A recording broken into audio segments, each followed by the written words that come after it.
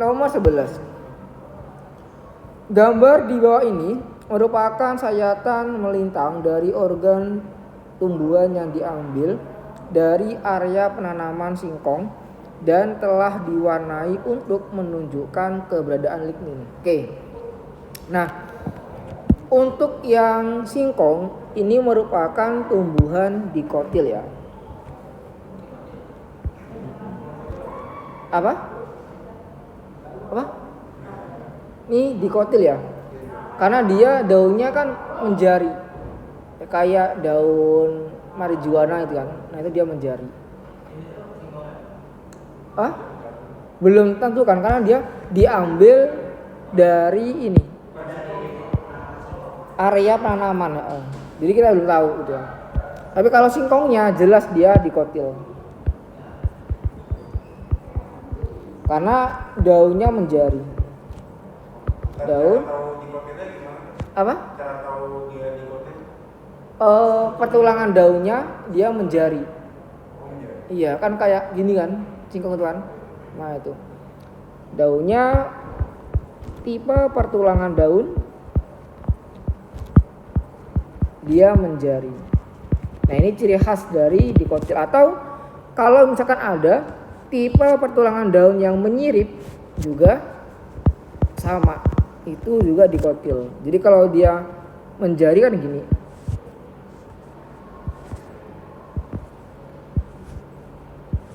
Nah, sini akan dilakukan gini ya.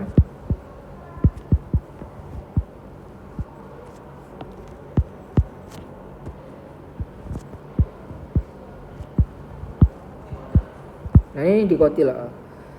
Kemudian kalau juga ada pertulangan daun yang menyirip seperti ini.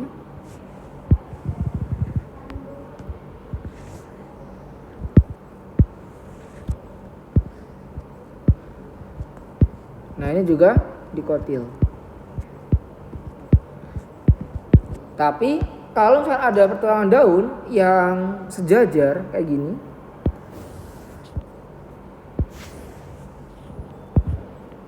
Ini tulang daun, kemudian pertulangannya dari bawah ke atas semuanya lurus kayak gini, monokotil, kayak padi, jagung dan sebagainya.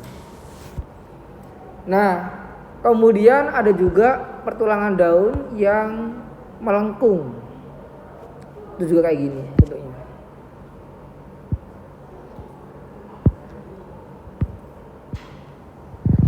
Jadi dia melengkung kayak gini. Ini juga monokotil.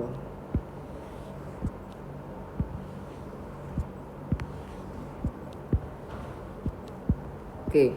Jadi yang bisa diamati untuk yang dikotil itu adalah bagian yang menjari sama yang dan menyirip. Sementara kalau untuk gambar yang C sama gambar yang D, ini adalah tipe yang monokotil. Oke, itu. Nah, kemudian dia menunjukkan keberadaan dari lignin. Biasanya jaringan tumbuhan yang sudah mengalami lignifikasi atau mengandung lignin itu ketika dia diwarnai akan berwarna orange gitu ya. Jadi ketika dia jaringannya terwarnai akan menampilkan warna orange atau merah ini ya, ke kuningan gitu ya. Nah, atau juga bisa merah padat banget ya, seperti pada gambar kayak gini. Nah, ini ada bagian yang berwarna merah di bagian dalamnya. Nah, ini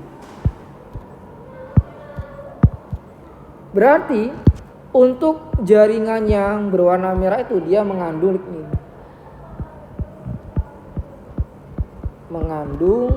lignin. Nah, jaringan yang mengandung lignin ini adalah jaringan dewasa.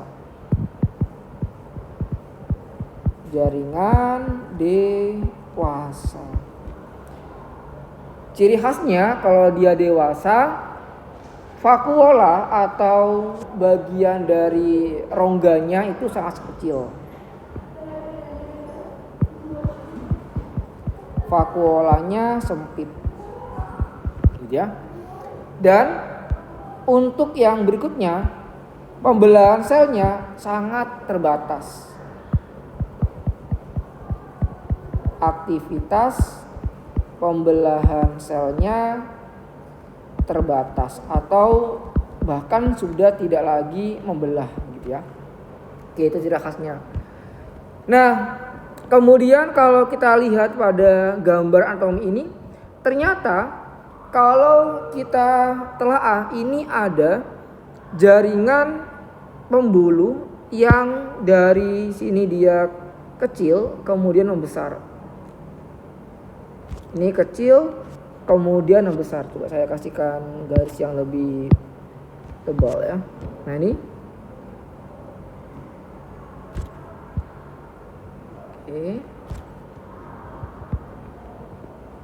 Nah, itu apakah Escherichia? Jadi Escherichia ini pertama pada bagian yang sebelahnya di sini ya, yang bagian besar ini itu adalah jaringan metasilem.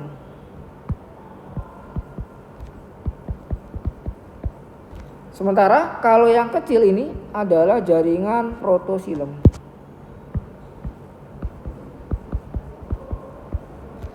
Nah, kemudian di antaranya itu ada jaringan lagi yang lebih kecil lagi di bagian sini ya. Ini saya kasihkan tanda ya di sini. Nah, sini. Jadi posisi antara silem dan floem itu dia berseberangan gitu ya. Nah, di sini adalah floemnya. Nah, apabila kalau ada jaringan yang kemudian di situ posisi antara silem dan floem ini dia saling berseberangan gini. Silem, floem, silem, floem, silem, floem. Nah, ini adalah ciri khas dari anatomi akar. Nah, akar yang menampilkan ada daerah tengah di bagian sini itu ciri khas dari empulur. Nah, ini adalah empulurnya. Nah, kalau ada akar kemudian dia ada empulur, maka ini adalah anatomi akar monokotil. Ini ciri khas dari akar monokotil. Akar monokotil. Jadi untuk gambar ini itu bukan merupakan sayatan dari akar singkong. Kenapa? Karena singkong adalah dikotil. Sementara pada anatomi ini dia menampilkan posisi silem dan floemnya itu saling bersebelahan ya. Ini floem, silem, floem, silem, floem, silem, floem, silem. Nah, di tengah-tengahnya ada empulurnya atau ada pitnya dia. Maka ini ciri khas dari monokotil. Nah, Kak, kemudian yang lainnya gimana, Kak? Yang lainnya ini ada bagian endodermis. Nah, ini atau stele ya. Ini merupakan batas antara epidermis dan korteks. Nah, ini adalah silinder pusat. Nah, kemudian di bagian sini adalah korteksnya. Nah, kebetulan untuk epidermisnya tidak ditampilkan, ya.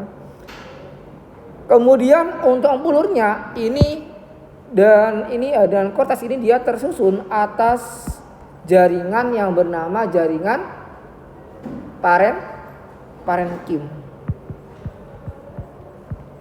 Tersusun atas jaringan parenkim. Sementara Jaringan yang berada di antara parenkim yang mengalami lignifikasi ini adalah jaringan sklerenkim. Jadi ini adalah jaringan sklerenkim. Yang di sini di bawah. Di bawah ya.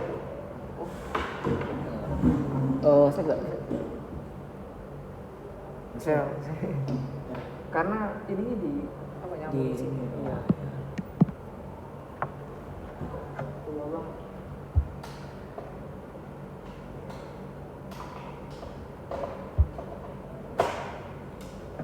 Oke. Nah, untuk yang bagian sini karena dia ada lignifikasi ya, makanya adalah sklerenkimnya gitu. Kak, mana kolenkimnya? Kolenkimnya itu ada di sini. Nah, ini adalah jaringan kolenkim yang berada di antara parenkim dan sklerenkim. Ini adalah kolenkimnya. Oke.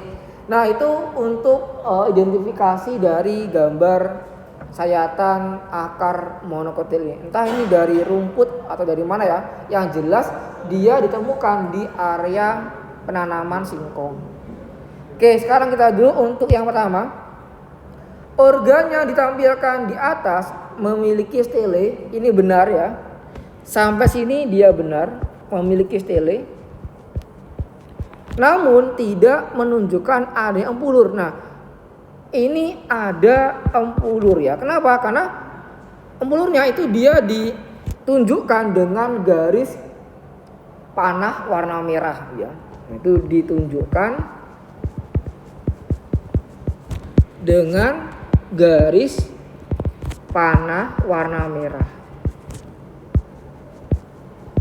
Nah, jadi kalau kita lihat justru yang dikasih garis warna merah ini itu adalah empulurnya.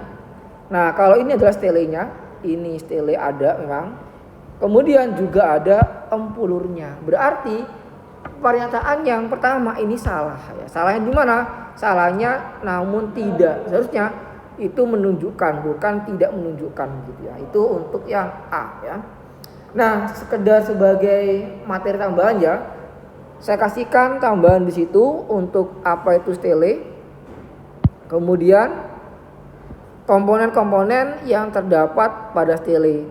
Ada perisikal atau perikambium, ada berkas pengangkut, empulur dan kambium. Ini kalau pada dikotil ya, kalau untuk kambium ini. Ini pada akar dikotil, bukan pada akar monokotil gitu ya. Oke, itu saja.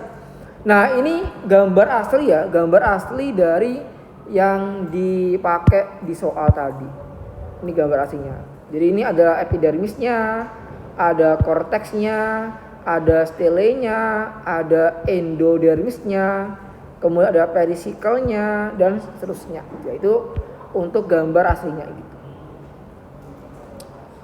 Nah, kemudian yang kedua, yang B, organ yang ditampilkan kemungkinan tidak berasal dari singkong. Benar ya. Kenapa? Karena kalau singkong itu adalah dikotil. Sementara organ yang ditampilkan ini adalah akar monokotil. Akar tumbuhan monokotil. Jadi ini tidak berasal dari singkong, itu benar ya. Nah, perhatikan ya. Gambar dari daun singkong itu bentuknya menjari. Ini ya, ini 1, 2, 3, 4, 5. Nah, ini dia menjari untuk pertulangan daunnya. Makanya dia disebut sebagai daun dikotil. Dan kalau kita ingin lihat akarnya, perhatikan ya untuk akarnya itu membentuk seperti kayak bintang. Nah, ini adalah bagian dari epidermisnya. Kemudian ada bagian korteks, ada endodermis. Di bawah endodermis ada perisikal. Kemudian ada silem. Nah, silemnya itu berada di sini. Jadi silemnya itu kalau kita lihat ini kecil, sorry. Ini kecil, kecil, besar gitu ya. Kecil, kecil, besar. Kecil, kecil, besar. Kecil, kecil, besar. Nah, besar. Jadi untuk bagian silemnya itu ada di bagian tengah. Sementara untuk floemnya ada dari mana Kak? Floemnya ada di bagian sini yang tidak terlalu jelas ini. Nah, jadi posisi silem dan floem itu dia saling bersebelahan ya. Ini floem, ini silem, ini floem, ini silem, ini floem, silem, floem, silem. Nah, bedanya dengan akar dikotil, pada akar dikotil tidak menampilkan empulur. Ya, kalau pada akar dikotil tidak menampilkan empulur dan dia ada jaringan kambiumnya. Yang mana Kak? Kambiumnya itu yang mengitari bagian silem dan floem. Jadi ini ya saya kasihkan tanda yang di sini warna hijau. Nah, ini adalah kambiumnya. Sehingga banyak akar dari tumbuhan dikotil itu bisa tumbuh membesar karena ada kambium tadi. Gitu. Nah, sementara kalau akar monokotil dia serabut gitu ya, bukan akar tunggang kayak gitu. Oke, kemudian yang berikutnya yang C, struktur di atas itu berasal dari organ berkayu. Jelas salah. Kenapa? Karena struktur ini yang bagian sini ya, ini itu adalah tumbuhan monokotil. Nah, kalau dia tumbuhan monokotil itu adalah tumbuhan berhabitus apa? Kalau dia monokotil berhabitus herba. Ya. Jadi perawakannya atau habitusnya dia adalah herba. Herba gimana Kak? Herba itu tanamannya kecil dan berwarna hijau. Karena ada untuk habitus dari tumbuhan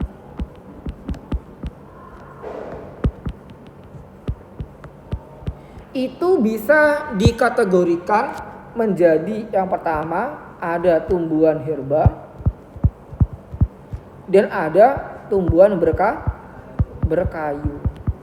Nah, untuk tumbuhan herba ini ada tumbuhan monokotil seperti rumput dan juga ada herba dikotil. Seperti apa Kak? Misalnya adalah bayam, kangkung. Nah, itu semuanya adalah yang dikotil herba. Nah, ada yang berkayu. Kalau berkayu ini dia akan membentuk habitus perdu.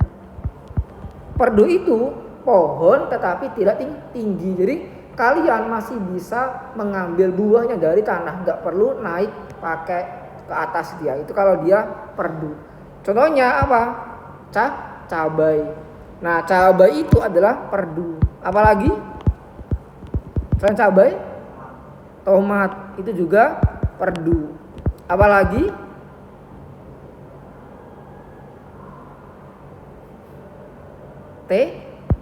terong.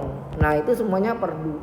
Nah, ada juga tumbuhan berkayu yang pohon. Kalau pohon berarti posisi daunnya sangat tinggi dari batas tanah.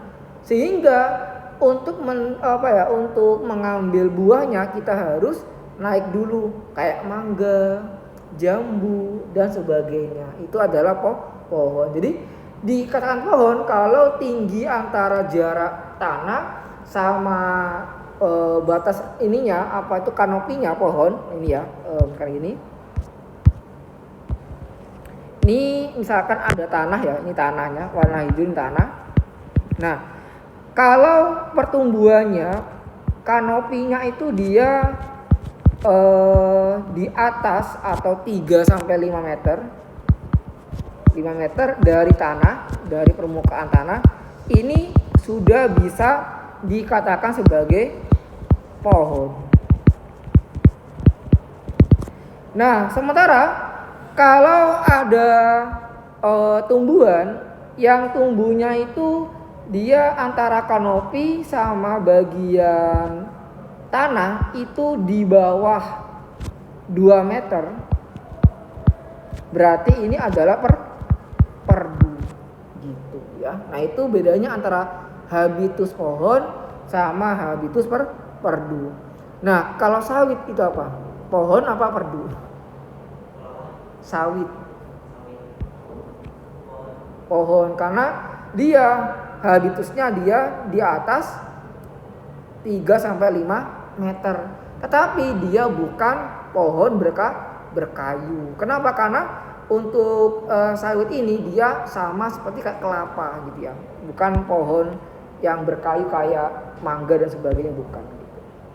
Jadi ini struktur di atas itu berasal dari organ berkayu, ini salah. Kenapa? Karena struktur ini adalah tumbuhan monokotil yang notabene adalah berhabitus herba, bukan berkayu. Jadi ini salah ya.